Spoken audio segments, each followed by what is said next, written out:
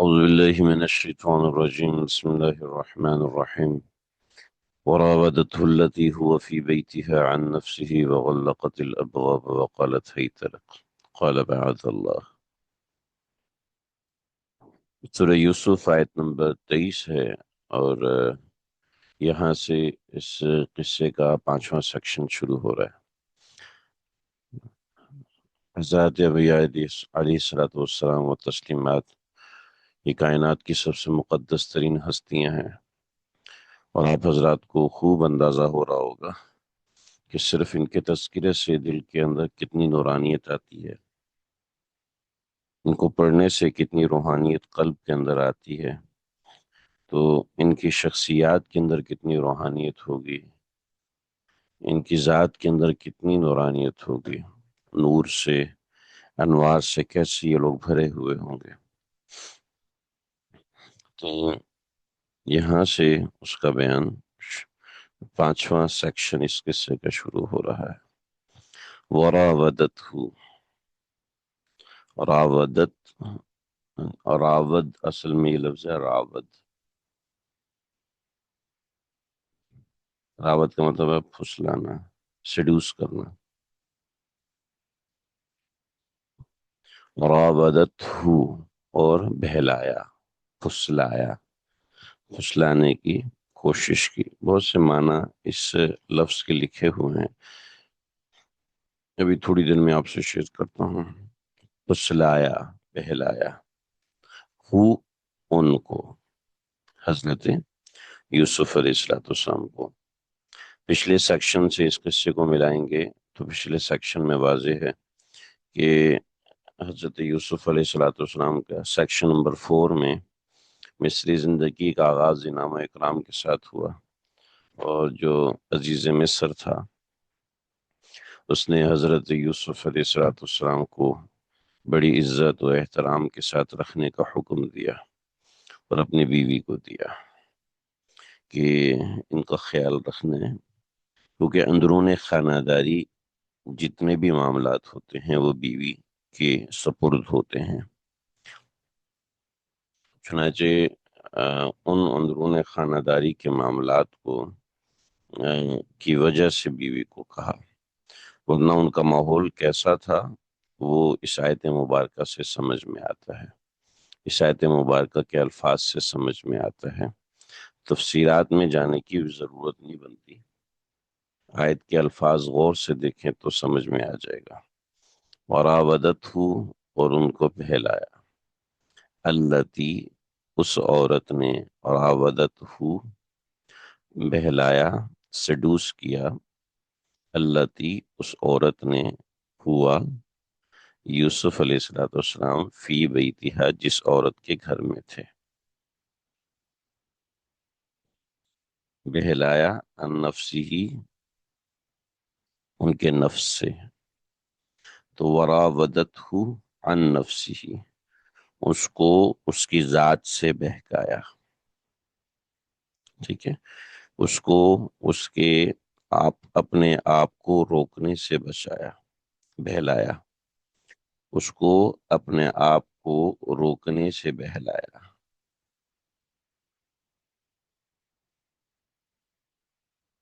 اردو میں جو لفظ ہے وہ ہے ورغلایا،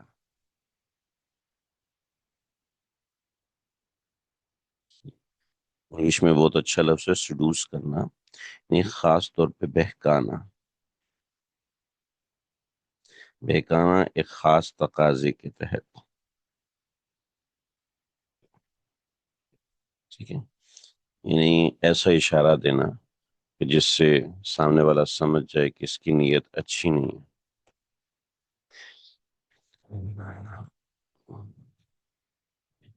کوئی سیدھا سادہ انسان بھی سمجھ جاتا ہے کہ مجھے بہلایا جا رہا ہے، پھسلایا جا رہا ہے، اور سامنے والے کے طرز تکلم سے ہی سمجھ جاتا ہے۔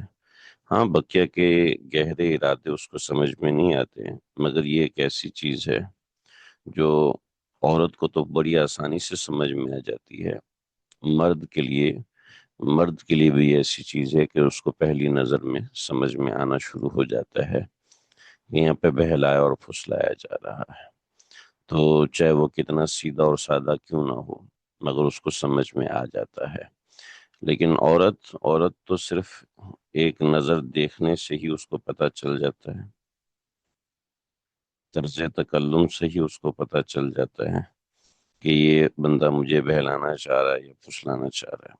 یعنی اس کو وائبز آنا شروع ہو جاتی ہیں، جس سے سمجھ میں آ جاتا ہے کہ بندہ پازیٹیو وے میں ہے، نیگیٹو وے میں ہے۔ بہت دفعہ بدگمانی بھی ہوتی ہے، مگر دل میں کھٹکا اور یہ سب چیزیں ہونا شروع ہو جاتی ہیں۔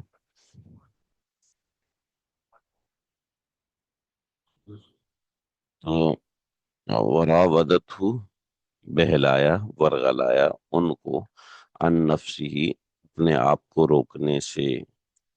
تو ان نفسی ہی جو ہے اس کا ترجمہ ہونا ضروری نہیں ہے، وراودت ہو کے اندر سمجھ میں آ جاتا ہے، لیکن عربی فصاحت ہے کہ اس کا صلہ ذکر کیا جائے کہ کس چیز سے بہلایا، تو عن نفسی ہی۔ تو وراودت التی ہوا فی بیتہا، ہوا فی بیتہا، جس عورت کے گھر میں تھے۔ حالانکہ گھر تو عزیز مصر کا تھا، اور گھر کی نسبت تو مرد کی طرف کی جاتی ہے، عورت کی طرف تو نہیں کی جاتی۔ یہ بتاتی ہے کہ مصری تہذیب میں عورت ڈومینیٹنگ پوزیشن پر تھی، یعنی عورتوں کا اثر و رسوخ زیادہ تھا، عورتوں کا دھیان زیادہ تھا، یعنی عورتیں مردوں کی نسبت زیادہ آزاد تھیں، جیسا کہ موجودہ دنیا کی تہذیب میں ہے۔ اسلامی تہذیب تو کہیں رہی نہیں، افغانستان دیکھ لیں، وہاں پر کچھ ہے جس کے پورے حالات ہمیں نہیں پتا۔ پاکستان دیکھ لیں تو یہاں پر اصل ہے کہ عورتوں کی حکمرانی ہے، اور اس وقت دنیا کے اندر یہی معاملات چلتے ہیں کہ عورت شریف گھرانہ ہو وہاں پر بھی عورت حکومت کرتی ہے، بدماش گھرانہ ہو وہ بھی حکومت کرتی ہے موسٹلی۔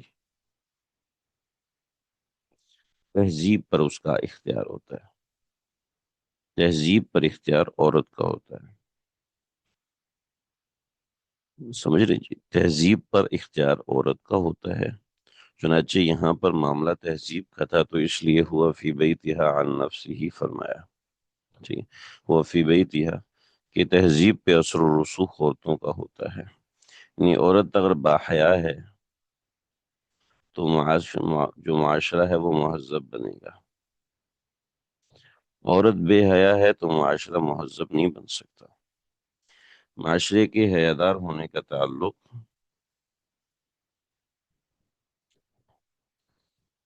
دیکھیں، تہذیب وہ بنتی ہے جو عورتیں لے کے آتی ہیں، ٹھیک ہے؟ تو تہذیب پر عورتوں کی حکومت ہے، تہذیب پر عورتوں کی حکمرانی ہے، تہذیب میں بڑی عورتیں ہیں، تہذیب میں بڑے مرد نہیں ہیں، یاد رکھیے۔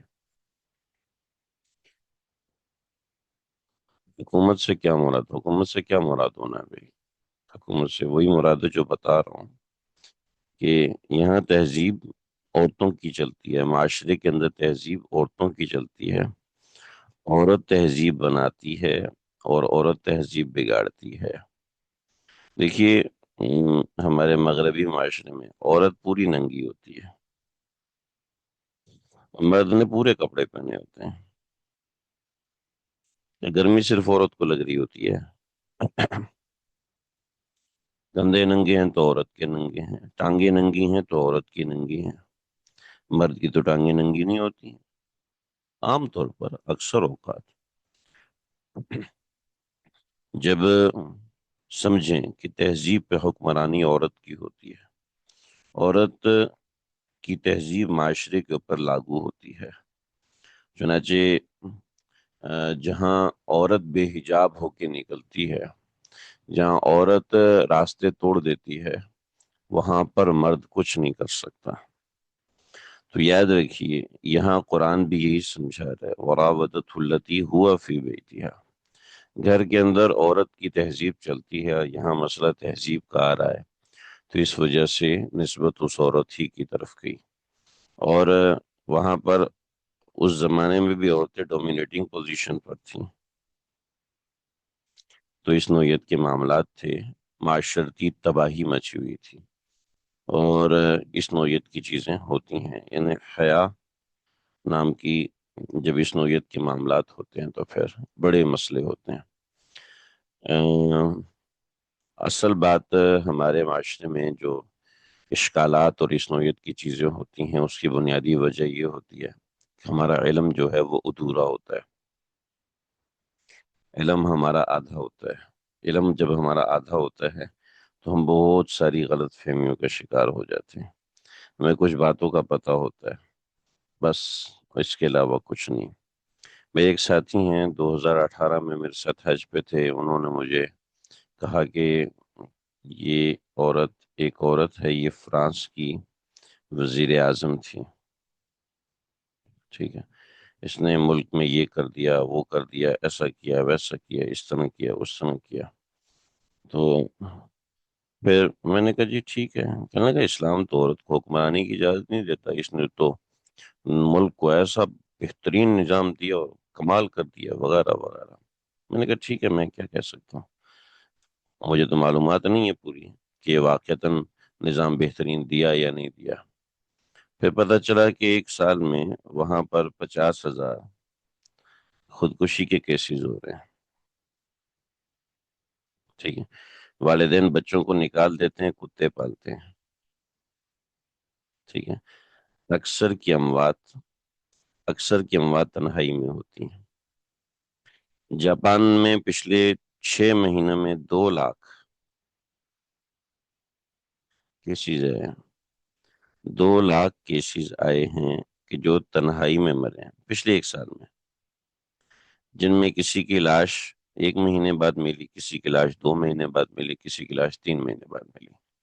جب ان کے رشتہ داروں کو بتایا گیا تو انہوں نے کہا جی خود ہی آپ کر دیں، کفن دفن کر دیں، ہمیں اس پہ پڑھنے کی کوئی ضرورت نہیں ہے۔ کیا ہے، جب تہذیب عورت کے ہاتھ میں آتی ہے تو اخلاقیات ختم ہو جاتی ہیں، چنانچہ یہی سمجھایا گیا،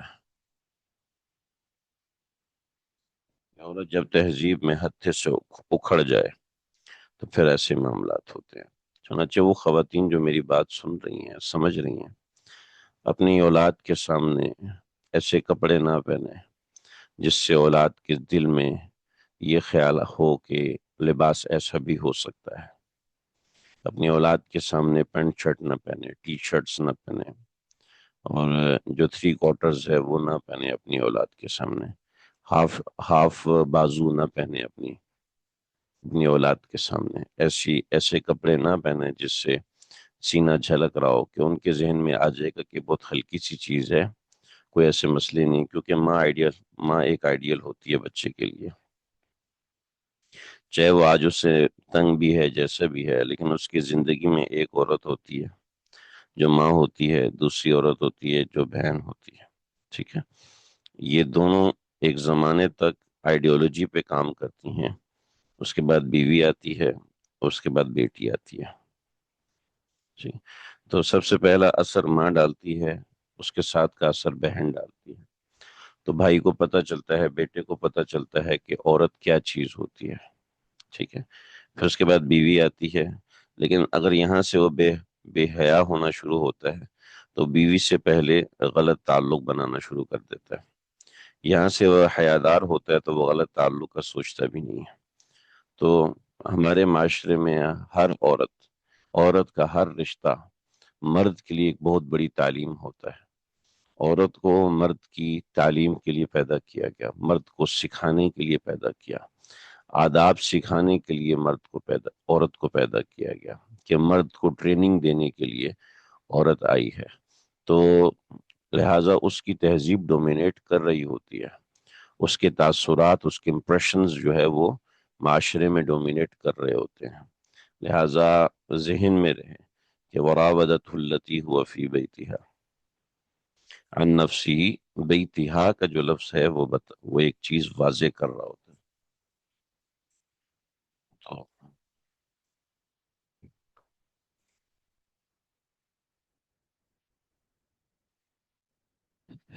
وغلقت الابواب. اچھا جی، وغلقت الابواب اور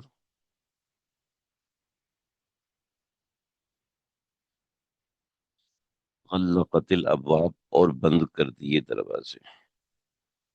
میں بھی اس کی تھوڑی سی تفصیل بتاؤں گا، فی الحال ہم لفظ سمجھ رہے ہیں. وغلقت الابواب اور بند کر دیے دروازے. وقالت اور اس نے کہا، ہی تلک، ہیتا، ہی تلک، تیار ہوں میں تیرے لیے. ہیتا لک، تیار ہوں میں لک تیرے لیے. یہ عربی کا لفظ نہیں ہے، ٹھیک ہے. یہ اس زمانے کی زبان کا لفظ ہے. عربی میں حلم ملک. ٹھیک ہے.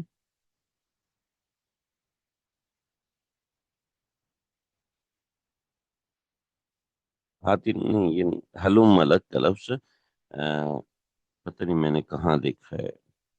مزری میں دیکھا ہے، ابن کثیر میں دیکھا ہے، قرطبی میں دیکھا، مجھے اس وقت یاد نہیں آ رہا میں نے کہاں دیکھا. تو ہی تلک کہ قالت اس نے کہا، ہی تلک، میں تیار ہوں تیرے لیے. ایک معنی یہ لکھا، یعنی یہ انہوں نے ان کو گناہ کے لیے اکسایا. اور دوسرا ہے تلک، جلدی کرو تم. ٹھیک ہے، تلک، جلدی کرو تم. تو یہ عزیز مصر کی بیوی نے حضرت یوسف علیہ السلام کو گناہ کے لیے اکسایا یہ جملے کہہ کے. تو قال معاذ اللہ، حضرت یوسف علیہ السلام نے جواب میں کہا، معاذ اللہ، اللہ کی پناہ. پہلی بات، انہو ربی، وہ میرا وہ میرا آقا ہے، وہ میرا آقا ہے، لہذا آقا کی بیوی کے ساتھ میں ایسا غلط نہیں کر سکتا. آقا بھی کیسا، احسن مثوائے، اس نے مجھے اچھا ٹھکانہ دیا. دوسری تین وجوہات ہوگی. انہو لا یفلح الظالمون، اور بے شک وہ ظالموں کو نہیں چھوڑتا. انہو لا یفلح، فلاح نہیں پاتے، الظالمون، احسان فراموش. احسان فراموش کبھی بھی فلاح نہیں پاتے. ٹھیک ہے جی.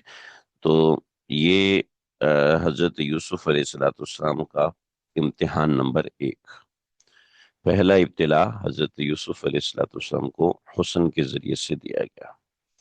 دیکھیے طرز کلام سے جو بات پتہ چل رہی ہے، اور جیسا کہ تورات کے باب پیدائش کے اندر بھی یہ بات لکھی ہے کہ یہ واقعہ کوئی ایک مرتبہ پیش نہیں آیا، بلکہ جو عزیز مصر کی بیوی ہیں راعیل یا زلیخا،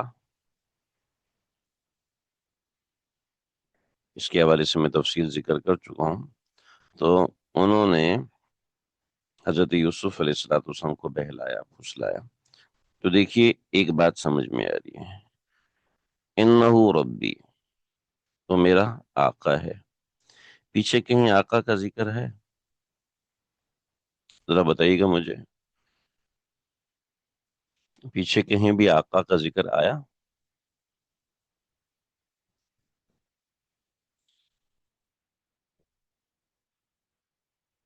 پیچھے کہیں بھی آقا کا ذکر نہیں آیا. تو یہ بات بتا رہی ہے، یہ 5واں سیکشن شروع ہوا اور 5ویں سیکشن میں کہیں بھی آقا کا ذکر نہیں آ رہا. جب آقا کا ذکر نہیں آ رہا اور پھر حضرت یوسف علیہ السلام ضمیر آقا کی طرف پھیر رہے ہیں، تو یہ بات بتا رہی ہے کہ حضرت یوسف علیہ السلام پیچھے بھی ان کے آقا کا تذکرہ کر رہے تھے. حضرت یوسف علیہ السلام عزیز مصر کا تذکرہ پیچھے بھی کر رہے تھے، اور اس کے ذریعے سے زلیخا کو منع کرنے کی کوشش کر رہے تھے. انہو ربی، وہ میرا آقا ہے. آقا کی بیوی کے ساتھ اس طرح کا معاملہ کرنا غلط ہے. ٹھیک ہے. تو اس سے سمجھ میں آ رہا ہے کہ پیچھے بھی معاملہ ہوا، اور تورات میں بھی لکھا ہے کہ اس عورت نے کئی مرتبہ حضرت یوسف علیہ السلام کو بہلایا پھسلایا تھا. مگر حضرت یوسف علیہ السلام ہر دفعہ نکل جاتے، مگر اس مرتبے حضرت یوسف علیہ السلام کے لیے اس عورت نے دروازے بند کروا دیے، اور دروازے بند کروا کے حضرت یوسف علیہ السلام کو بہلایا پھسلایا کہ ابھی کچھ نہیں ہوگا، ابھی وہ یہاں پر نہیں ہے، لہٰذا تم اس وقت یہ کام کر سکتے ہو۔ استغفر اللہ، استغفر۔ تو انہو ربی احسن مثواہ سے یہ سمجھ میں آ رہا۔ ابھی یہاں پر چونکہ وہ بار بار کا تذکرہ نہیں ہے، ایک ہی مرتبے کا ذکر ہے، تو دیکھیے جی، گناہ کے جو ہے وہ 3 درجے ہوتے ہیں۔ وراودته التي هو في بيتها عن نفسه، نمبر 1 گناہ کا تقاضا پیدا ہوتا ہے۔ اگر بچنا چاہتے ہیں تو اسی وقت اس تقاضے کو دبا دیا جائے۔ سب سے پہلے گناہ کا تقاضا پیدا ہوتا ہے۔ نمبر 2 وغلقت الابواب، انسان تقاضے کے مطابق اسباب اکٹھے کرنا شروع کر دیتا ہے، لہٰذا ان اسباب سے بھی اپنے آپ کو بچائیں۔ سب سے پہلے تقاضا پیدا ہو اسی وقت استغفار کریں، اللہ سے معافی مانگیں۔ تقاضا پیدا ہو رہا ہے فلم دیکھنے کا، اسی وقت اللہ سے معافی مانگیں، استغفار کریں، 2 رکعت نماز پڑھیں، استغفار کی تسبیح کریں، اللہ تعالیٰ سے پناہ مانگے کہ اللہ جی میرے دل میں یہ گناہ کا تقاضا پیدا ہو رہا ہے۔ وغلقت الابواب، اور انسان اسباب اکٹھے کرنا شروع کر دیتا ہے اس گناہ کو پورے کرنے کے۔ تو یہ دوسرا درجہ ہوتا ہے جب انسان گناہ کی طرف مائل ہوتا ہے۔ وقالت حیت لک، اور تیسرا یہ کہ گناہ پھر اس کو اپنی طرف کھینچنے لگتا ہے۔ جب انسان گناہ میں، کسی نے کہا بڑی اچھی بات کہی کہ گناہ ایسا ہے جیسے پہاڑ سے نیچے اترنا، کہ ایک قدم اٹھاتے ہیں تو دوسرا قدم خود ہی اٹھتا ہے، ایک قدم اٹھاتے ہیں تو دوسرا قدم خود ہی اٹھتا ہے، اور انسان بڑھتا چلا جاتا ہے اور وہاں تک پہنچ جاتا ہے جہاں تک اس نے نہیں چاہا تھا۔ اس کا تھا کہ بس یہاں تک گناہ کروں گا، اس کے بعد بس ہٹ جاؤں گا، مگر وہ وہاں پہنچ جاتا ہے جہاں تک اس کی چاہت نہیں ہوتی، وہ نہیں کرنا چاہتا تھا اس گناہ کو، مگر وہ اس میں مبتلا ہو جاتا ہے۔ اس لیے کہ گناہ کا معاملہ ہی ایسا ہوتا ہے کہ وہ انسان کو کہاں سے کہاں لے جاتا ہے، انسان کو صرف تباہی کی طرف لے کر جاتا ہے اور کچھ نہیں۔ اب اس گناہ سے بچنے کے 3 درجے ہیں۔ سب سے پہلے معاذ اللہ، اللہ کی پناہ مانگے، استغفار کرے، زبان سے ذکر کرے، ٹھیک ہے۔ انہو ربی احسن مثوائے، نمبر 2 اللہ کے اپنے پروردگار کے احسانات کو یاد کرے، ٹھیک ہے، اور تیسرا اس گناہ کے انجام کو یاد کرے، انہو لا یفلح الظالمون، اس گناہ کے انجام کو یاد کرے۔ تو یہ چیز یہاں پہ سمجھائی۔ تو قال معاذ اللہ میں قبح شرعی ہے، شرعن یہ چیز اچھی نہیں تھی۔ انہو ربی احسن مثواہ، یہ قبح عقلی ہے کہ عقلاً اچھی بات نہیں ہے کہ ایک بندہ آپ کے اوپر احسان کر رہا ہے اور آپ اسی کے ساتھ برا کرنا شروع کر دیں۔ ایک انسان نے آپ کے اوپر اپنے گھر کے حوالے سے اعتماد کیا ہوئے ہے اور آپ اسی کو نقصان پہنچائیں، نہیں، یہ نہیں۔ اور انہو لا یفلح الظالمون، اور قبح عدلی بھی ہے کہ احسان فراموش انسان نہ بنے، کہ اس نے احسان کیا تو آپ بھی اگرچہ اس کی بیوی ایسا غلط کر رہی ہے مگر آپ اس کے ساتھ احسان والا معاملہ کرو۔ یہ آیت مبارکہ سمجھ میں آگی۔ لفظ حی تلک کے 2 معنی ہیں، جلدی آؤ اور میں تیرے لیے تیار ہوں۔ یہ چونکہ یا تو عبرانی زبان کا لفظ ہے، یا سریانی زبان کا لفظ ہے، یا قبطی زبان کا لفظ ہے، جس کو میں نوعان عربی میں ذکر کر دیا، تو یہ چیز ہے۔ اللہ اکبر کبیرہ۔ تو گناہ انسان کو اپنی طرف مائل کرتا ہے حضرت، اور یہ گناہ کا تقاضا پیدا ہونا یہ اللہ کی طرف سے ایک آزمائش ہوتی ہے کہ اللہ تعالیٰ انسان کے سامنے گناہوں کے تقاضے رکھتے ہیں۔ وَلَقَدْ هَمَّتْ بِهِ وَهَمَّ بِهَا لَوْلَا أَن رَّأَىٰ بُرْهَانَ رَبِّهِ كَذَٰلِكَ لِنَصْرِفَ عَنْهُ السُّوءَ وَالْفَحْشَاءَ إِنَّهُ مِنْ عِبَادِنَا الْمُخْلَصِينَ۔ وَلَقَدْ هَمَّتْ بِهِ، وَلَقَدْ، اور تحقیق کہ ہمت بھی، ہمت بھی، اس عورت نے حضرت یوسف علیہ السلام کا ارادہ کیا. ہم کہتے ہیں، ہم کہتے ہیں ارادہ معصیت کو. ٹھیک ہے جی. ہم ارادہ معصیت کو کہتے ہیں. دیکھیے، تقاضۂ معصیت کو کہتے ہیں، ارادہ معصیت نہیں، تقاضۂ معصیت کو کہتے ہیں. میں نے ایک مرتبہ عرض کیا تھا اپنے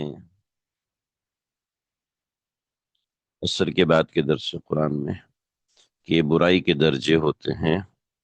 سب سے پہلے ہوتا ہے خطا، اس کے بعد ہوتا ہے ذنب، اس کے بعد ہوتا ہے سیئہ، اس کے بعد ہوتا ہے معصیہ. ٹھیک ہے.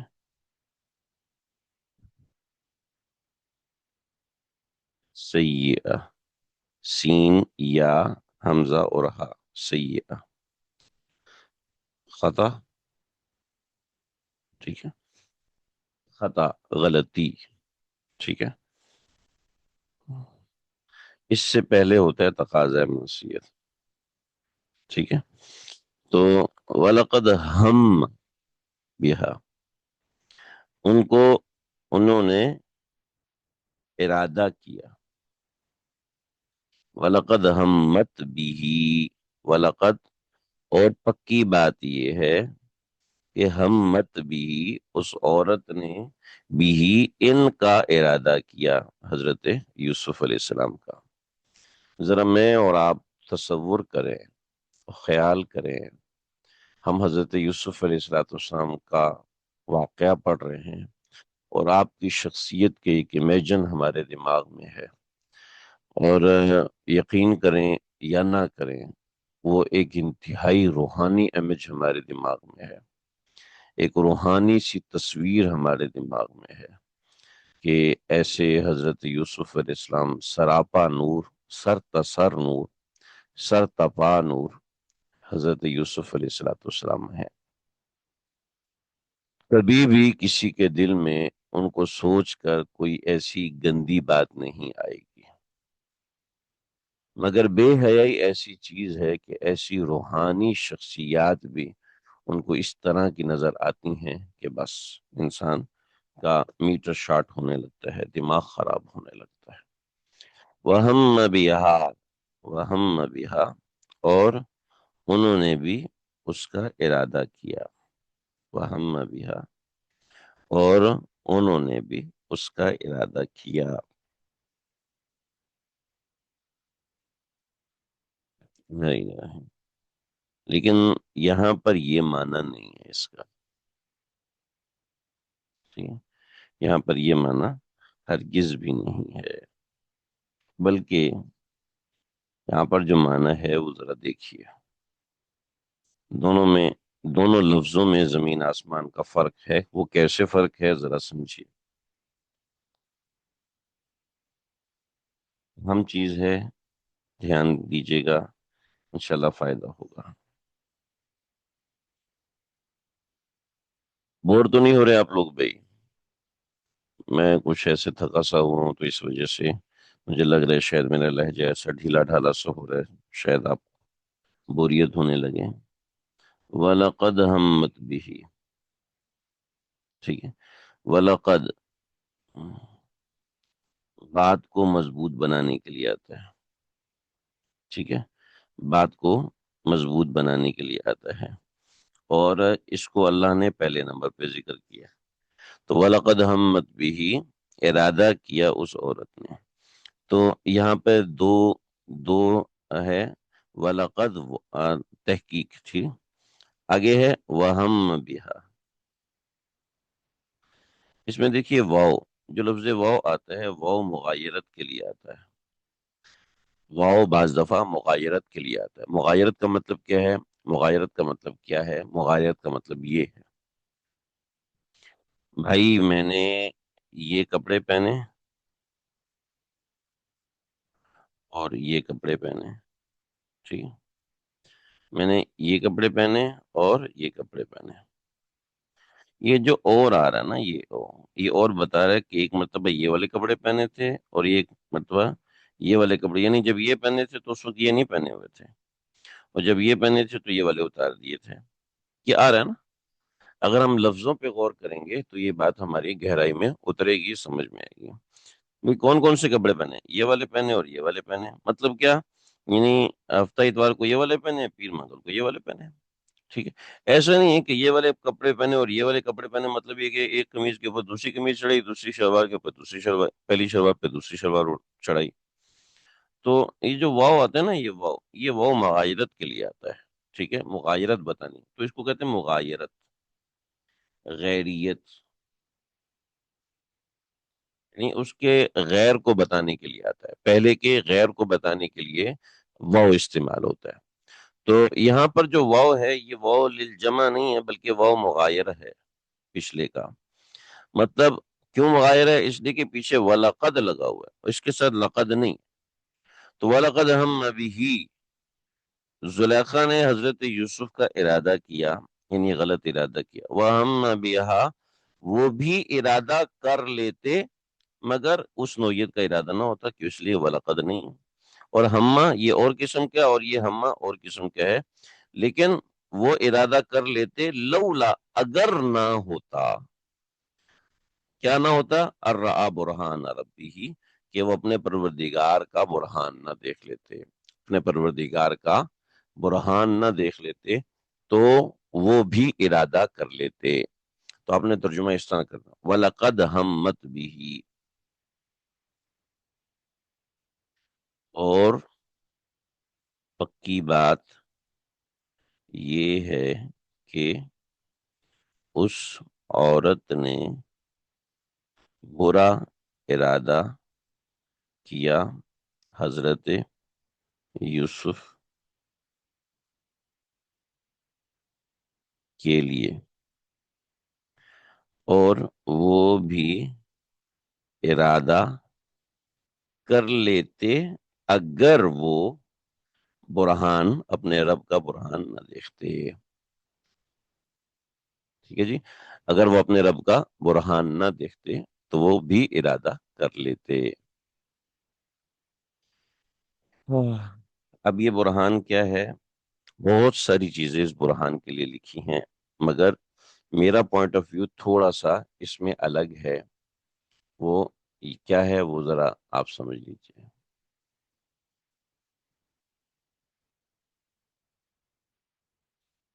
دیکھیے، لولا الرآ برہان ربی،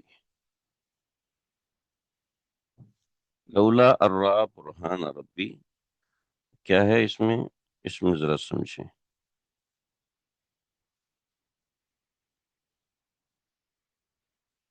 سیدنا یوسف علیہ السلام شروع سے ایک بات فرما رہے ہیں، انہو ربی احسن مثواي. ٹھیک ہے. انہو انہو ربی احسن مثواي، انہو سے اس کے جو عزیز مصر ہے وہ مراد ہو رہا ہے. ٹھیک ہے. تو لولا الرآ برہان ربی سے بھی آقا مراد ہوگا، کہ اگر وہ آقا کی بیوی نہ ہوتی تو وہ بھی ارادہ کر لیتے. تو انہوں نے ارادہ نہ کیا، تو انہوں نے اس کا ارادہ نہیں کیا، اس لیے کہ وہ اس کی حیثیت کو بہت اچھے سے سمجھتے تھے، اس کے درجے اور اس کے مقام کو بہت اچھے سے سمجھتے تھے. ٹھیک ہے جی. تو یہاں پر وہ اس کے درجے کو، اس کے مقام کو بہت اچھے سے سمجھتے تھے. اس بات کو یہاں پر واضح کر دیا، اس بات کو یہاں سمجھا دیا. مگر اور بھی باتیں ہیں، ذرا سمجھیے. جی ہاں، بالکل ایسے ہی ہے. جب ہمارا ضمیر ہمیں کسی گناہ سے روکتا ہے تو ایسا ہوتا ہے. تو وَلَقَدْ ہَمَّتْ بِهِ وَهَمَّ بِهَا، اگر اس کا ظاہری مطلب لیا جائے، زلیخا نے حضرت یوسف کا ارادہ کیا اور حضرت یوسف نے بھی زلیخا کا ارادہ کیا، اگر وہ برہان ربی نہ دیکھ لیتے تو وہ اس میں مبتلا ہو جاتے. ٹھیک ہے. تو ذرا سمجھیے بات. کیا ہے کہ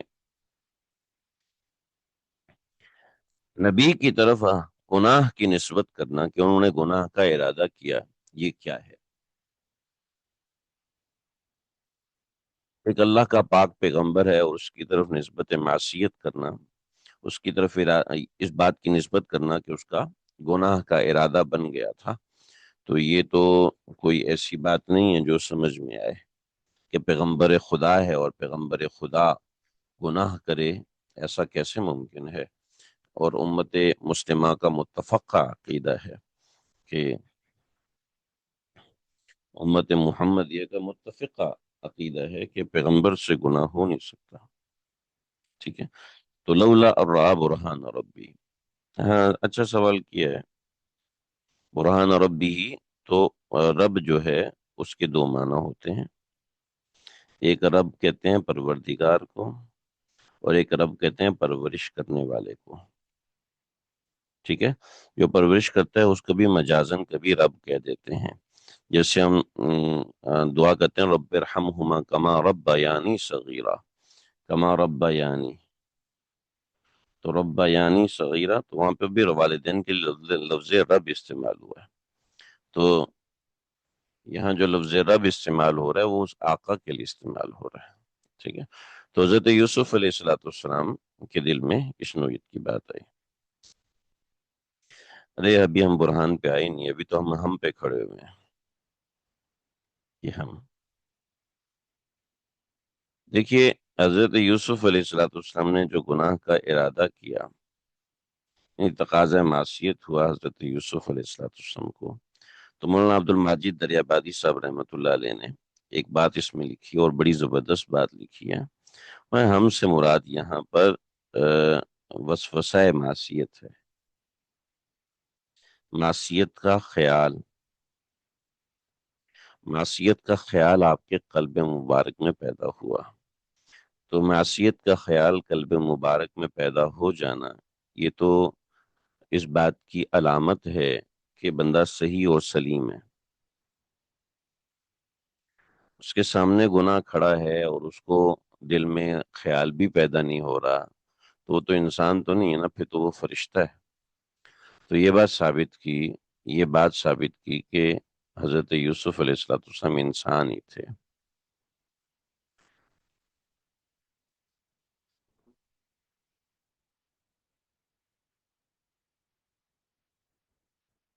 گناہ میں پڑنے کے، دیکھیے یہ بہت بھاری جملہ ہے، پیغمبر کے لیے چانس ہے کہ وہ گناہ میں پڑے نہ، یہ جملہ ہم بول نہیں سکتے، یہ جملہ ہم کہہ نہیں سکتے، یہ جرت ہوگی۔ وجہ اس کی یہ ہے کہ ہم اس کی حقیقت اور ماہیت کو جانتے ہیں کہ 1,24,000 پیغمبروں میں سے کسی ایک نے بھی کبھی گناہ صغیرہ بھی نہیں کیا، تو ہم یہ کہیں کہ چانس ہے کہ وہ گناہ میں مبتلا ہو، بلکہ وسوسہ معصیت کسی کو بھی آ سکتا ہے۔ چنانچہ نبی علیہ السلام نے ایک مرتبہ باہر تشریف لے کر کے تو کسی عورت پر نگاہ پڑی، آپ صلی اللہ علیہ وسلم واپس تشریف لائے اور صحبت فرمائی اور پھر فرمایا کہ جس کی نگاہ خراب ہو جائے وہ اپنی بیوی کے پاس آ جائے، کیونکہ اس کے پاس جو ہے اس کے پاس بھی وہی کچھ ہے۔ پھر نکاح کو فرمایا کہ نکاح جو ہے وہ گناہ کے تقاضوں کو دبانے والا ہے، اس کی بنیادی وجہ ہے کہ وسوسہ معصیت کوئی بری بات نہیں ہوتی، اور وسوسہ معصیت علامت ہے اس بات کی کہ انسان صحیح اور سلیم ہے، تو وسوسہ معصیت ہونا یہ کوئی بری بات نہیں ہے، گناہ کا تقاضا پیدا ہونا یہ کوئی ایسی بری بات نہیں ہے۔ ابھی پاکستان میں ڈاکٹر ذاکر نائک تشریف لائے تھے اور انہوں نے بہت ریشنل قسم کی بات کی، بہت اچھی بات کی۔ انہوں نے کہا کہ جب کوئی خواتین ان سے انٹرویو لینے کے لیے آئیں تو انہوں نے کہا کہ اچھا معذرت کے ساتھ میں نے خود نہیں سنا، میرے ساتھیوں نے مجھے بتایا اور بڑا اچھا بتایا، اور ظاہر بات ہے میرے ساتھی یہیں میرے ساتھ دالفتہ میں بیٹھے ہوتے ہیں، انہوں نے بتایا، قابل ثقہ لوگ ہیں۔ اب تو انہوں نے جو مجھے بتایا، اس لیے بتا رہا ہوں کہ بیائی نہیں ہو سکتے میرے الفاظ وہ نہ ہوں، کہ انہوں نے یہ کہا کہ اگر ایک مرد جو ہے وہ آدھے گھنٹے تک کسی عورت کو دیکھتا رہتا ہے تو یہ ممکن نہیں ہے کہ اس کے دل میں کچھ خیال پیدا ہو. اگر اس کے دل میں کچھ خیال پیدا نہیں ہوتا تو ہی از میڈیکلی انفٹ ہے. تو اتنے تقاضے معصیت دیکھنے کے بعد مرد کو گناہ کا خیال نہ آئے، اس کے دل میں خیال بھی نہ آئے، تو یہ مردانگی کے خلاف ہے. اور جو انبیاء ہوتے ہیں وہ انبیاء کاملین ہوتے ہیں. انبیاء کاملین ہوتے ہیں، کامل الجسم ہوتے ہیں، کامل الفہم ہوتے ہیں، کامل العقل ہوتے ہیں. انبیاء ابتداً کامل الجسم ہوتے ہیں، کامل الفہم ہوتے ہیں، کامل العقل ہوتے ہیں. جو ان چیزوں میں بعض ناقص ہوتے ہیں تب بھی اللہ رب العزت ان کے اوپر کرم احسان کرتے ہیں، مگر پیغمبر نہیں بناتے. تو تمام انبیاء میں کوئی پیغمبر ایسا نہیں تھا جو کہ معصوم، جو کہ معذور ہو. کوئی پیغمبر ایسا نہیں تھا جو کہ مجنون ہو. کوئی پیغمبر ایسا نہیں تھا جو کہ اندھا، کانا، گونگا، بہرا ہو. اور کوئی پیغمبر ایسا نہیں تھا کہ جو کہ ابتر ہو. ابتر کا مطلب یہ ہے کہ اس کے اندر مردانگی کے معاملے میں کوئی کمی ہو. چنانچہ جب پیغمبر کے سامنے اس نوعیت کے تقاضاہائے معصیت آتے ہیں تو اس کے قلب میں بھی وسوسہ آ سکتا ہے. ٹھیک ہے، تو یہ بات ہے. اب پیغمبر گناہ کر سکتا ہے نہیں کر سکتا یہ ہماری بحث ہی نہیں ہے. ہمیں تو پتہ ہے کہ پیغمبر معصوم ہیں. جب معصوم ہیں تو پھر ہم یہ کہیں جیسے چھوٹا بچہ ہے وہ زنا تو کر نہیں سکتا، لیکن ہم کہیں کہ ہو سکتا ہے، ممکن ہے کوئی ایسی چیز کھا لے جس کے ذریعے سے اس میں پاور آ وہ زنا کرے، تو یہ ایسی فضول قسم کی بات ہے کہ جس کا حقائق سے تعلق نہیں ہے. تو پیغمبر کے بارے میں بھی ایسی چیز ہے. یہ جو بات میں نے آپ سے کی میڈیکلی فٹ اور انفٹ ہونے کی، اس کا حوالہ ہے مولانا عبد الماجد دریابادی صاحب رحمۃ اللہ علیہ کی تفسیر کے اندر. حضرت نے اس کو لکھا ہے. حضرت کی انگلش تفسیر بھی دیکھ لی جائے، اس میں ڈیٹیل میں اردو تفسیر میں صرف 2-3 لائنوں میں لکھا ہوا ہے. تو اس کے اندر حضرت نے یہ بات لکھی اور بڑی اچھی بات ہے. اچھا، لولا الرآ برہان ربی، اگر وہ اپنے پروردگار کا برہان نہ دیکھ لیتے ہیں، اگر وہ اپنے پروردگار کا برہان نہ دیکھ لیتے ہیں. اب برہان ربی سے کیا مراد؟ ایک تو میں نے ذکر کیا کہ برہان ربی کے اپنے جو آقا ہے اس کی بیوی ہونا ان کے سامنے واضح تھا، تو اس کو برہان کہتے ہیں.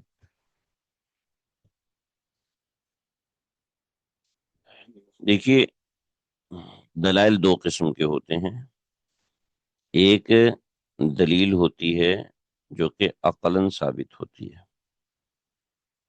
ٹھیک ہے.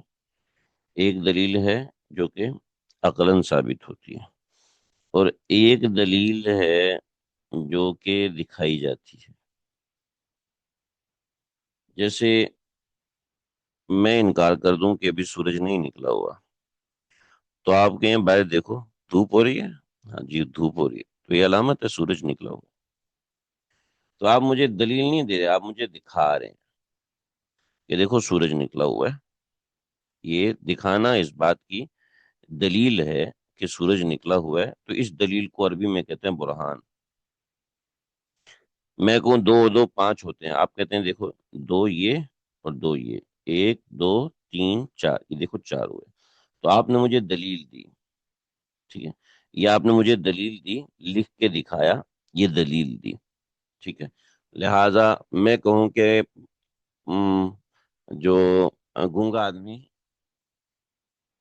بول نہیں سکتا، آپ کہیں دیکھو بھئی سیدھی سی بات ہے، بولنے کے لیے ضروری ہے کہ آپ کی زبان حرکت کرے. ایک آدمی کی زبان سے الفاظ ہی نہیں نکلتے تو اس کا مطلب ہے کہ وہ بول نہیں سکتا. یہ دلیل ہے، ٹھیک ہے. لیکن جو دلیل دکھائی جاتی ہے اس دلیل کو برہان کہتے ہیں. تو لولا الرآ برہان ربی، اگر وہ اپنے پروردگار کا برہان نہ دیکھ لیتے تو وہ بھی ارادہ کر لیتے، ٹھیک ہے، وہ بھی ارادہ کر لیتے. لیکن چونکہ انہوں نے اپنے پروردگار کا برہان دیکھا ہوا تھا، اس وجہ سے انہوں نے ارادہ بھی نہیں کیا. ٹھیک ہے جی. آ, ہمارے اندر کوئی عیب ہے تو برا ہونے کی علامت ہے. اگر ہمارے اندر کوئی عیب ہے تو برا ہونے کی ہے. دیکھیں، عیب تو ہر انسان میں ہے. ہاں، ہاں. کوئی انسان عیبوں سے پاک نہیں ہے. نہ میں پاک ہوں، نہ آپ پاک ہیں، نہ کوئی نیکوکار پاک ہیں. عیب تو ہر انسان میں ہو سکتا ہے. اور عیب ہونا کسی ایسی بات نہیں. البتہ اس عیب کو سب کے سامنے ظاہر ہونا یہ بری بات ہے. دوسروں کے سامنے ظاہر کرنا بری بات ہے. اس میں میں نے ان کی نگاہ کے سامنے کچھ نشانی کھول دی تھی. جی، اللہ تعالیٰ نے ان کے سامنے کوئی نشانی کھول دی تھی، اور اس نشانی کے حوالے سے مطلب لنگڑا لولا. ہاں، لولا. لولا کا مطلب ہوتا ہے جس کے دونوں بازو نہ ہو، اور لنگڑا وہ ہوتا ہے جس کا ایک پاؤں نہ ہو. یہ دیکھیے، مختلف اقوال یہاں پہ لکھے ہوئے ہیں. میں ان یہ سارے اقوال آپ کو صرف دکھا رہا ہوں، آپ کو ایسے بور نہیں کروانا چاہتا. ام، البتہ ایک دو چیزیں میں دکھانا چاہتا ہوں. اپنے والد حضرت یعقوب کو دیکھا کہ وہ اپنی انگلی منہ میں ڈالے کھڑے تھے، اور حضرت یوسف علیہ السلام نے کے سینے پر آپ نے ہاتھ مارا. ٹھیک ہے. ایک قول یہ ہے کہ اپنے سردار کی خیالی تصویر ان کے سامنے آ گئی تھی. بقیہ یہ ہے کہ کچھ آیات لکھی ہوئی تھی چھت کے اوپر. یہ ابن کثیر نے لکھا ہے. بعض روایتوں میں ہے کہ جو عزیز مصر کی بیوی نے جو اس کمرے کے اندر بت تھا، اس بت کے اوپر کپڑا ڈال دیا. تو حضرت یوسف نے کہا کیوں کپڑا ڈالا؟ کہ مجھے اس بت سے حیا آتی ہے. تو حضرت یوسف علیہ السلام نے فرمایا جب تجھے اس سے حیا آتی ہے تو مجھے اپنے پروردگار سے کیوں حیا نہ آئے؟ تو یہ بات تھی. لیکن بعض دفعہ یہ ہوتا ہے کہ حضرت یوسف علیہ السلام نے اپنی نبوت کو وہاں پر ظاہر نہیں کیا ہوا تھا. تو نبوت ظاہر نہ کرنے کی وجہ سے حضرت یوسف علیہ السلام کے سامنے کھلی نہیں تھی. حضرت یوسف نے ان کے سامنے اپنے پروردگار کا ذکر نہیں کیا، بلکہ اپنے موجودہ آقا کا ذکر کیا. بعض حضرات نے یہ بھی لکھا ہے کہ اس زمانے میں زنا کرنا کوئی ایسی بری بات نہیں تھی جیسے آج مغربی تہذیب و تمدن میں ہے. مگر جو عورت کسی کی بیوی ہوتی تھی اس کے ساتھ زنا کرنا یہ بہت بری اور بڑی گھٹیا قسم کی چیز ہوا کرتی تھی. تو اس میں یہ سب چیزیں ہیں. تو جب بندہ کسی بڑے کی حفاظت میں ہوتا ہے تو پھر اس نوعیت کے واقعات آتے ہیں. وَلَقَدْ هَمَّتْ بِهِ وَهَمَّ بِهَا لَوْلَا أَن رَأَىٰ بُرْهَانَ رَبِّهِ. تو اللہ نے فرمایا کہ جب یہ سب چیزیں ہو جاتی ہیں تو کذالک، اسی طرح، لنصرف عنہ السوء والفحشاء. اللہ اکبر کبیرہ. کذالک، اسی طرح ہم نے ثابت قدم رکھا یوسف علیہ السلام کو. کس طرح ثابت قدم رکھا؟ لنصرف، تاکہ ہٹائیں، عنہ، اس سے، السوء، برائی کو، والفحشاء، اور فحش چیزوں کو، یعنی گناہ کبیرہ کو. کیوں جی؟ انہو من عبادنا المخلصین، اس لیے کہ وہ ہمارے برگزیدہ بندے تھے، اس لیے کہ وہ ہمارے چنے ہوئے بندے تھے. عبادنا المخلصین، اس لیے کہ وہ ہمارے چنیدہ بندے تھے، برگزیدہ بندے تھے. مخلصین وہ بندہ جس کے پاس مخلصین اکٹھے ہوتے ہیں. ٹھیک. مخلص، مخلص، لام کے فتح زبر کے ساتھ. ٹھیک ہے. مخلص وہ بندہ جس کے پاس سب لوگ جمع ہوتے ہیں، جس کے پاس مخلصین جمع ہوتے ہیں. جس کے پاس مخلص جمع ہوتے ہیں اس کو کہتے ہیں مخلص. مطلب کیا ہے؟ مطلب واضح اور دو ٹوک ہے کہ قرآن مجید ہمیں اس بات کا ثبوت دے رہا ہے کہ کسی اللہ والے سے رجوع ہونا ضروری ہوتا ہے. ایک شخص ہے، یہ مخلص ہے،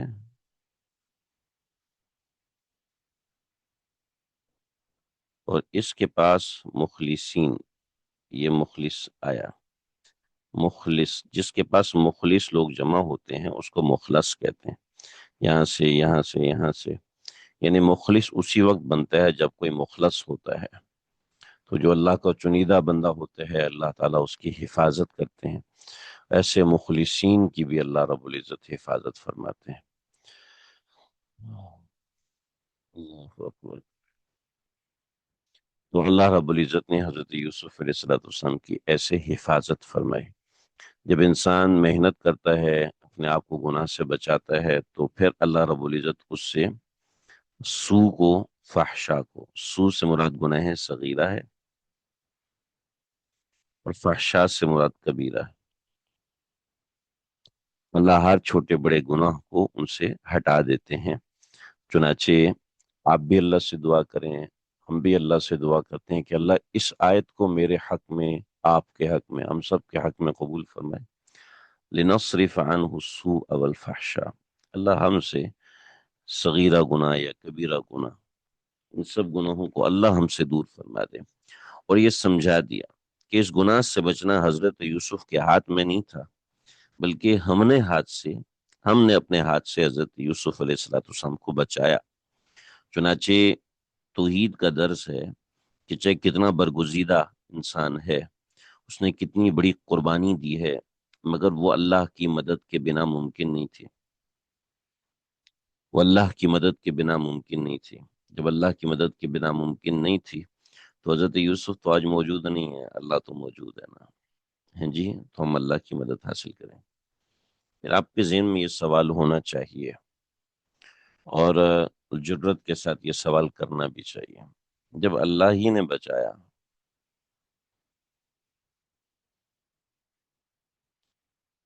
تو سیدنا یوسف علیہ السلام کا کیا کمال ہے؟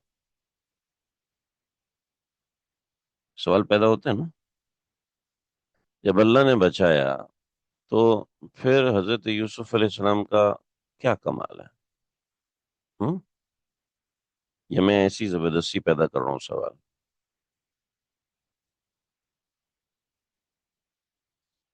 سوال پیدا ہوتا ہے کہ نہیں ہوتا جی؟ جواب پیچھے گزر چکا ہے۔ وَكَذَلِكَ نَجْزِي الْمُحْسِنِينَ، وَكَذَلِكَ نَجْزِي الْمُحْسِنِينَ، نیک، پہلے انسان نیک بنتا ہے، پھر اس کا درجہ اوپر ہوتا ہے، پھر اس میں محنت کرتا ہے، پھر اس میں محنت کرتا ہے، پھر اس میں محنت کرتا ہے۔ کیا مطلب؟ محنت ہوتی ہے، پھر مجاہدہ اختیاری ہوتا ہے، پھر مجاہدہ غیر اختیاری ہوتا ہے۔ جب انسان اس میں سے نکلتا ہے تو پھر اللہ کی مدد بھی آ جاتی ہے، پھر اللہ تعالیٰ کی مدد واضح طور پر آتی ہے۔ چنانچہ اقبال کا ایک شعر ہے جو میں اکثر اپنے بیانات میں پڑھتا ہوں، اور پوری ایک معاملہ ہے، اس کو میں دو باتیں سمجھاؤں گا آپ کو۔ پہلی بات، اللہ رب العزت نے قرآن مجید میں سورہ انفال آیت نمبر غالباً 63 ہے، ان اللہ لم یکن مغیر نعمت انعمها على قوم حتى یغیروا ما بانفسهم۔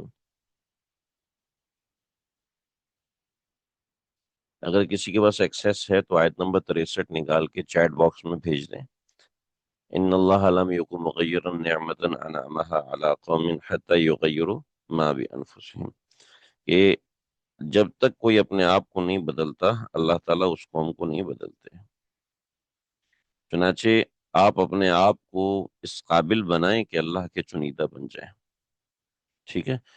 ایسے ہی فٹ بال کے لیے سلیکشن تو کوچ نے کرنی ہے، مگر آپ کو کک بھی نہیں لگانی آتی تو آپ کیسے سلیکٹ ہوں گے؟ ٹھیک ہے جی؟ تو یہ بات ہے۔ دوسری بات، تو یہ بات سمجھ میں آ گئی کہ ایسے ہی اللہ رب العزت تو اللہ ہے نا، تو حضرت یوسف ہی کو کیوں تخصیص کیا؟ اس لیے کہ وہ میدان مجاہدہ میں پورے اترے تھے، ٹھیک ہے؟ وہ امتحان میں پورے اترے تھے۔ بھئی ڈاکٹر سب بن سکتے ہیں نا، ہمارے سبق میں بیٹھے ہوئے کئی ڈاکٹر ہیں ماشاءاللہ سے، بہت اچھے اور بڑے ڈاکٹر ہیں۔ سب ڈاکٹر بن سکتے ہیں کہ نہیں بن سکتے؟ بن سکتے ہیں، مگر ہزاروں میں سے ایک بندہ ڈاکٹر بنتا ہے، سینکڑوں میں سے ایک بندہ ڈاکٹر بنتا ہے۔ یہ وہ کیسے بن گیا؟ اس نے، ظاہری بات ہے، وہ ایگزام پاس کیا تبھی وہ ڈاکٹر بنا۔ ایگزام پاس نہیں کرتا تو ایگزام پاس نہیں کرتا تو ڈاکٹر بن ہی نہیں سکتا تھا، ایک سیدھی سی بات ہے۔ ورنہ ہر کوئی ڈاکٹر بن سکتا ہے، مگر کیا ہے، پا- بنتا وہی ہے جو ایگزام پاس کرتا ہے۔ ایسے ہی پیغمبر وہی بنتا ہے جو اللہ کے امتحانات کو پاس کرتا ہے، اللہ کے امتحانات کو پاس کرتا ہے، پھر اللہ کی مدد اس کے ساتھ آتی ہے۔ ایسے ہی ولی ہر کوئی بن سکتا ہے، مگر اس وقت جب وہ اللہ کے امتحانات کو پاس کرے گا تو پھر چلے گا۔ وہ ایک چھوٹی ٹپ جس سے ہم اللہ کی راہ میں چل نکلیں، کوئی ایک بیسک کام اگر ہم فرمائیں۔ بیسک کام، بہت اچھا سوال کیا ہے۔ بیسک کام یہی ہے، کسی مخلص کے ساتھ جڑ جائیں، کسی مخلص کے ساتھ جڑ جائیں جہاں آپ کا جوڑ بن رہا ہے۔ کسی اللہ والے کے ساتھ اپنے آپ کو جوڑ لیں، وہ آپ کو ڈانٹیں گے بھی، وہ آپ کو غصہ بھی کہیں گے آپ گھٹیا ہو، آپ ایسے دو نمبر ہو، لیکن آپ چپکے رہیں، چپکے رہیں، لگے رہیں، لگے رہیں۔ اور دیکھیے گا، یہ ایک چھوٹی سی ٹپ ہے، فَادْخُلِي فِي عِبَادِي وَادْخُلِي جنتی۔ پہلے میرے نیک بندوں میں داخل ہو، وَادْخُلِي جنتی، اس کے بعد پھر میری جنت میں داخل ہو۔ تو سب سے پہلے تو یہ چیز ہے کہ کسی اللہ کے نیک بندے کے ساتھ اپنے آپ کو جوڑ بنائیں۔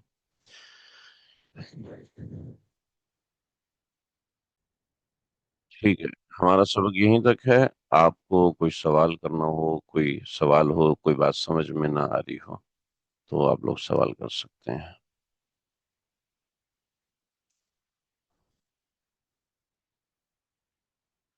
یہ انسان سے گناہ ہو جائے اور دوبارہ دل میں احساس ہو، توبہ کر لے، معافی مانگ لے، تو سفر وہیں سے شروع ہوگا جہاں سے چھوڑا تھا۔ التائب من الذنب کمن لا ذنب لہ۔ ٹھیک ہے، اچھا، کسی کا سوال ایسا ہو سکتا ہے کہ حضرت یوسف علیہ السلام کو اتنا بھی کیوں ہوا، ہم بیا؟ تو بالکل ایسے ہے، یہ مثل الصائم الی الماء، جیسے کہ روزے دار کو پانی پینے کی خواہش پیدا ہوتی ہے، تو ایسے ہی پیغمبر کو بھی گناہ کی خواہش اس طرح ہو سکتی ہے کہ گناہ اپنے آپ کو اس طرح وہ سجا کے جب پیش کرے تو دل میں وسوسہ بالکل ایسے آ سکتا ہے جیسے روزے دار کو پانی کا وسوسہ آتا ہے۔ تو کیا وسوسہ آنے سے وہ گنہگار ہوتا ہے؟ ہرگز گنہگار نہیں ہوتا۔ ہاں جی، کوئی سوال ہو آپ لوگ کر لیجئے، ہمارا آج کا سبق یہیں تک ہے۔ انشاءاللہ کل ہم پڑھیں گے، میں سفر میں تھا اس وجہ سے کل ہمارا سبق نہیں ہو سکا، آج ہوا ہے۔ انشاءاللہ کوشش کریں گے کسر نکالیں۔ آپ آیت کو ہمارے لیے قبول ہونے کی دعا فرمائیں۔ جی، اللہ تعالیٰ میرے حق کے، ہم سب کے حق میں قبول فرمائے۔ تو وَكَذَلِكَ لِنَصْرِفَ عَنْهُ السُّوءَ وَالْفَحْشَاءَ، یہ بڑی خاص چیز ہے، بڑی خاص چیز ہے۔ اللہ تعالیٰ چھوٹے بڑے گناہوں کو اپنے بندوں سے دور کر دیتے ہیں۔ یعنی اب دیکھیے اوپر جو عزیز مصر کی بیوی نے حضرت یوسف پر ڈورے ڈالے، تو وہ بھی تو اللہ کے حکم سے ڈالے تھے نا۔ تو یہاں پر اللہ رب العزت نے ان سے گناہ کو دور کیا، یہ آزمائش تھی، یہ آزمائش۔ بڑے بڑے گناہ گاروں کو، بڑے بڑے گنہگاروں کو گناہ کرتے ہوئے اللہ نے بچایا ہو، تو یہ کیا ہوا؟ کیا ہوا؟ میں سوال نہیں سمجھا آپ کا۔ نہیں، میں سمجھا نہیں، آپ کا سوال نہیں سمجھا، سوال واضح کیجئے کہ بڑے بڑے گناہ گاروں کو بھی تو گناہ کرتے ہوئے بھی بچایا ہے، تو یہ کیا ہے؟ کیا مطلب کیا ہے؟ میں سوال نہیں سمجھا، سوال واضح کیجئے، میں انتظار کر رہا ہوں۔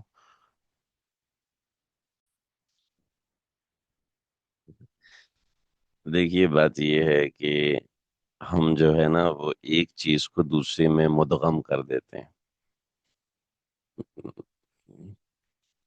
اگر سمجھیں بات کو، علم نام ہی اس چیز کا ہے۔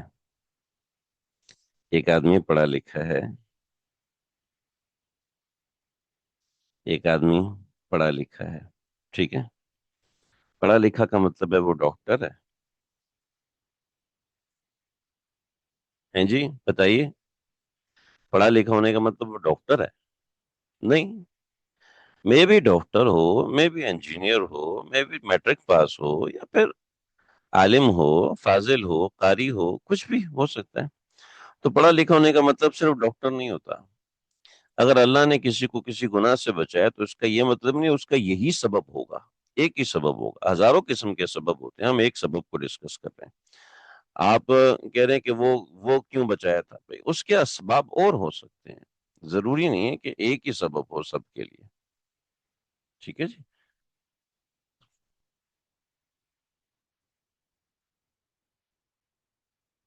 گنہگار بھی اللہ کے پیارے بن جاتے ہیں تو وہ معاملات اور ہیں، ایسا تو نہیں ہے نا کہ یہ معاملات ہیں، یہ تو پیغمبر کی بات ہو رہی ہے، پیغمبر کے معاملات اور ہوتے ہیں کہ گناہ سے بچنے میں حضرت یعقوب علیہ السلام کی کسی دعا کا دخل ہو۔ یہ ممکن ہے، بالکل ممکن ہے، لیکن ہم اپنی طرف سے تو نہیں کہہ سکتے، جو مفسرین نے باتیں کہی ہم وہی کہہ سکتے ہیں۔ تو ذہن میں رکھیں یہ تو ایک سبب ہے، اسباب میں سے ایک سبب ہے، ضروری نہیں ہے کہ اب یہی سبب سب لوگوں کے ساتھ جڑا ہوا ہو، ہر کسی کے ساتھ یہ سبب جڑا ہوا ہے، ٹھیک ہے؟ ہر ایک کے ساتھ اسباب الگ ہوتے ہیں، لہٰذا اب 10 چیزوں کا سبب ہم ایک ہی میں تلاش کریں، چونکہ حضرت یوسف کے ساتھ پیش آیا تو حضرت عمر کے ساتھ کیوں پیش آیا تھا اس طرح، حضرت عثمان کے ساتھ کیوں پیش آیا تھا، حضرت علی کے ساتھ کیوں پیش آیا تھا، حضرت ابوبکر کے ساتھ کیوں پیش آیا تھا؟ بھئی وہ معاملات اور ہیں، یہ معاملات اور، سب کو ایک ہی قصے کے اندر تو نہیں لگائیں گے۔ تو دھیان رکھیں، سوال کرنے سے پہلے تھوڑا سا سوچ لیا جائے کہ کیا ضروری ہے کہ وہ اسی طرح کا معاملہ ہو۔ حضرت عمر کے لیے اللہ کے نبی نے دعا کی تھی، اس دعا کی بدولت اللہ رب العزت نے ان کی حفاظت فرمائی۔ اور دسیوں قسم کی چیزیں ہیں، ہر قصے کے الگ پیرائے ہوتے ہیں۔ یہاں جو ہمیں سیکھنے کو مل رہا ہے وہ یہ ہے کہ انسان جب محنت کرتا ہے، کوشش کرتا ہے، تو اللہ رب العزت اس کو دوسروں کے لیے مشعل راہ بناتے ہیں، پھر اس کی حفاظت بھی فرماتے ہیں۔ امید ہے بات سمجھ میں آ گئی ہوگی۔ آج کا سبق یہیں تک ہے۔ السلام علیکم ورحمۃ اللہ وبرکاتہ۔